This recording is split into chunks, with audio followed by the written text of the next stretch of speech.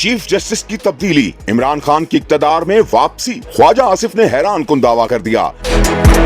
एक निजी चैनल के प्रोग्राम में गुफ्तगू करते हुए वज़ीर दिफा ख्वाजा आसिफ का कहना था कि इमरान खान की माफी तलाफी से मुतालिक अपनी बात पर कायम हूँ। उन्होंने पाँव पकड़ने ही पकड़ने हैं, ये भी कोई भरोसा नहीं बानी पीटीआई ने पाँव पकड़े हुए हों। ख्वाजा आसिफ ने कहा कि इमरान खान फौज से क्या इसलिए बात करना चाहते हैं कि उनको इक़्तिदार में लाया जाए। महमूद अचकज़ई से पूछूंगा कि क्या वो उनकी तरफ से मुज़ाकरात के लिए तैयार हैं या नहीं। इमरान खान पहले बढ़ के मारते हैं, अगर आगे वाला डर जाए तो ठीक, वरना ये पीछे हट जाते हैं। इमरान खान की हमशीरा अलीमा खान ने गुज़िश्ता रोज तरले की टोन में बात की।